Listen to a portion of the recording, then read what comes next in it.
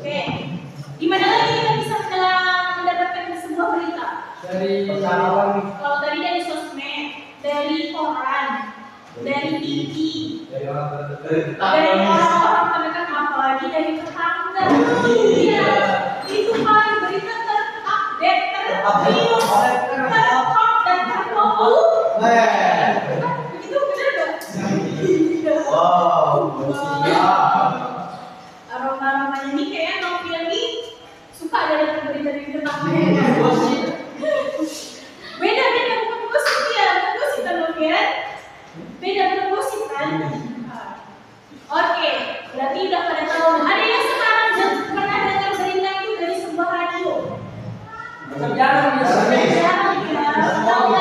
Modern ya kan, jadi kayak udah menggunakan sosmed aja atau misalnya dari televisi aja gitu. Berarti nggak paham ya dari sumber berita itu dari mana? ya paham.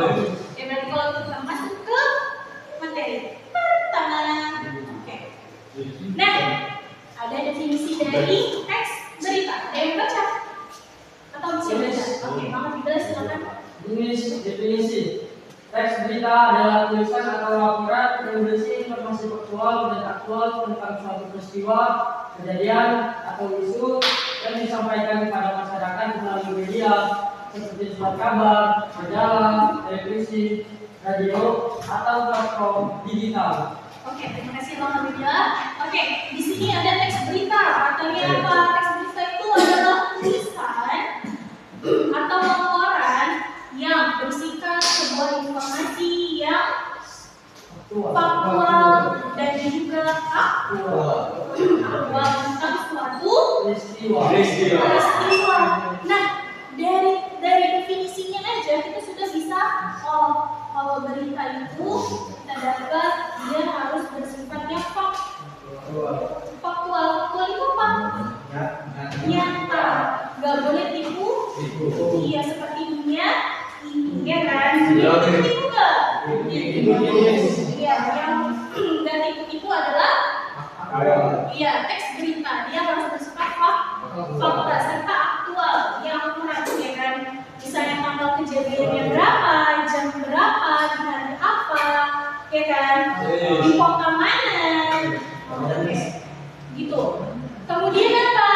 Itu akan disampaikan kepada masyarakat melalui Digital. Ya, boleh dari platform digital atau dari surat kabar atau dari majalah, televisi dan lain sebagainya. Sampai sini paham? Ya paham. Nah, ini tadi di awal sudah kita bahas ya. Nah, media berita kita bisa dapat dari surat kabar, Televisi, radio, internet. Nah, adapun fungsi dari teks berita itu, yang pertama itu menyampaikan informasi. Ini Nggak mungkin dia 2-3 tahun lalu baru disampaikan sekarang. Itu bukan termasuk dari ciri-ciri teks berita. Kemudian yang kedua, meningkatkan wawasan masyarakat, dan terkhusus masyarakat yang ada di pedalaman. Nah, mereka kan nggak seperti kita ya, internet atau jaringan itu, sinyal itu bagus atau ada, ya kan? Jadi di pelosok sana, di pedalaman sana sangat membutuhkan tentang berita itu. Memang dapatnya dari mana nih? Kata Miss kan nggak ada internet, kata Miss kan susah sinyal. Jadi mereka dari mana? Dari radio, kemudian dari surat kabar atau koran. Kemudian apa lagi fungsinya? Untuk mengedukasi dan memberikan. Di rata-rata semua berita itu mengedukasi, benar? Ya, contoh kemarin ada apa? Peristiwa apa? Mati lampu menyeluruh ya kan? Nah, yang katanya sampai 52 jam tanpa hidup. Nah, ternyata benar nggak? Ternyata hoax, cuman 48 jam sekian ya? Ya kan, 2 hari aja. Nah, kayak gitu kita harus mengedukasinya ya kan? Oke, berarti sampai sini paham? ya paham. Berarti ada 3 ya. Sebagai menyampaikan informasi terkini, kemudian meningkatkan wawasan kita, kemudian sebagai sumber edukasi. Nah, kalau tadi sudah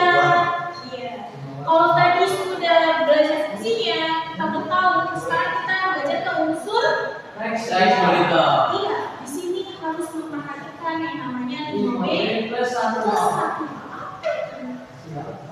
Oke, 5W itu siapa-siapa aja. Nah, apa namanya?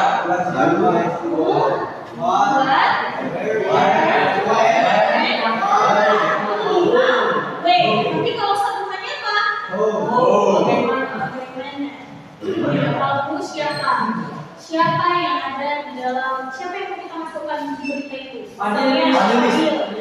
Nah, Fadil kita masukkan. Kemudian kita masuk lagi ke dua. Apa? Apa yang terjadi Apa dengan yang Fadil? terjadi dengan Fadil? Mancing. Contoh. Kemudian, nah, Gimana learning? iya, Fadil. Apa namanya? Apa yang dilakukannya? Memancing. Ya kan? Gimana?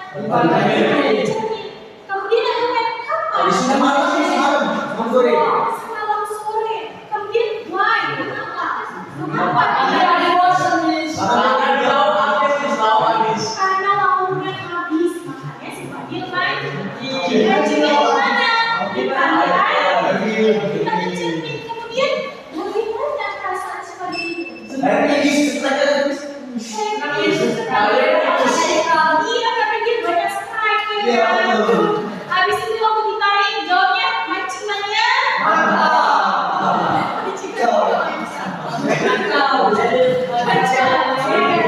Oke, berarti kita harus memasukkan unsur 5W 1. Ya, ini adalah syarat penting, syarat utama untuk membuat berita. Oke, paham? Nah, kemudian kita masuk ke struktur. Nah, strukturnya ada 4. Kita harus menemukan judul. Gak mungkin judulnya cuma Fadil aja kan? Otomatis memancing. Fadil memancing. Judulnya. Dan kemudian ada kepala berita. Nah, kepala berita itu gimana tempatnya? Nah, pertamanya ada hari si Fadil mancing. Karena iya, itu kemudian ada tubuh berita, kemudian ekor berita. Nah, di sini ada penjelasannya. Kayak kalau judul itu bagian yang paling pertama itu tadi, nggak mungkin judulnya itu hanya Fadil, tapi harus ditambahin yang lain. Fadil memancing. Nah, kemudian ada kepala berita yaitu paragraf pembuka. Selamat sore.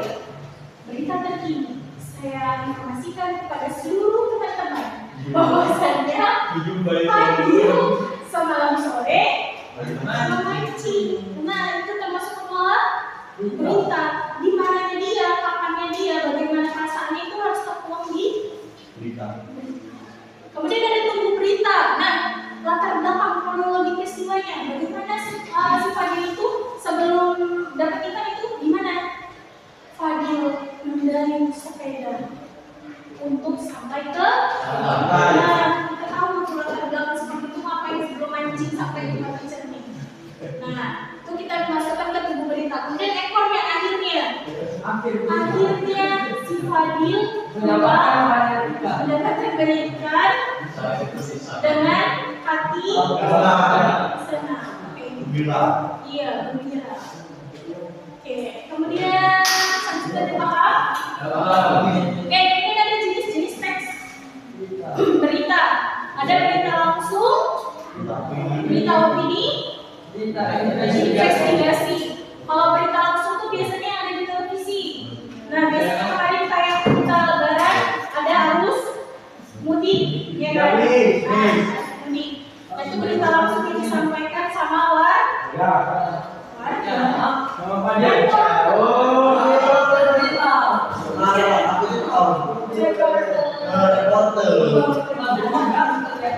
kemudian ada berita opini. Nah, berita opini itu biasanya di media sosial internet.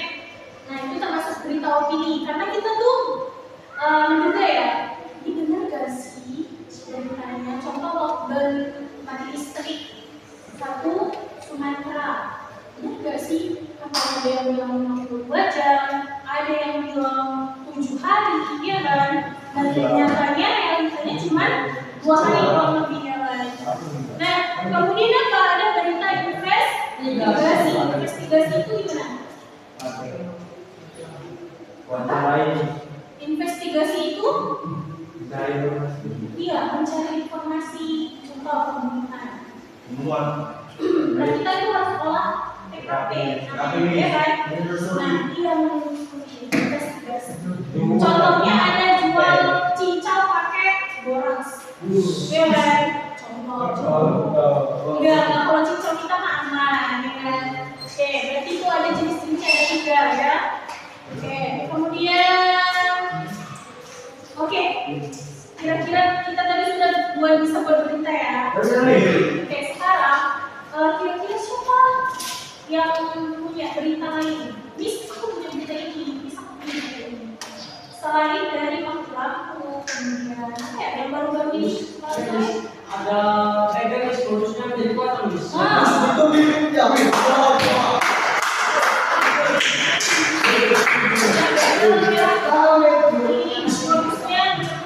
Terus ada pocong yang tutup rumah. Oke, berita teraktual ya kemarin sore yang namanya ada anak gunung. Ya, udah, ayo. Bisa, sekali. Di Kabajan. Di sungai. Kemarin dah.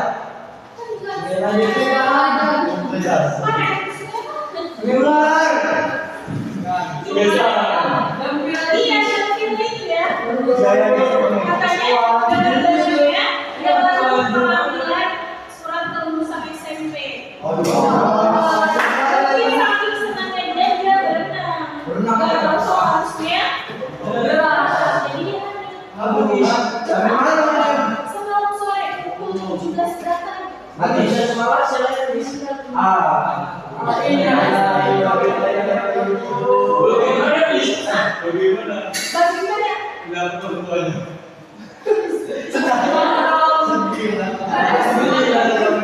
Orang tuanya sangat terpukul.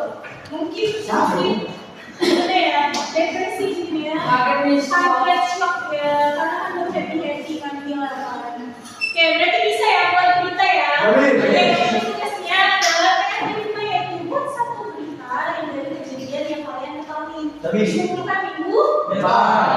Oke, jadi kita ambil kesimpulannya yaitu teks berita adalah tulisan yang menyampaikan sebuah informasi yang harus faktual dan juga bisa didapatkan dari media sosial, kemudian dan berarti tentang teks berita apa?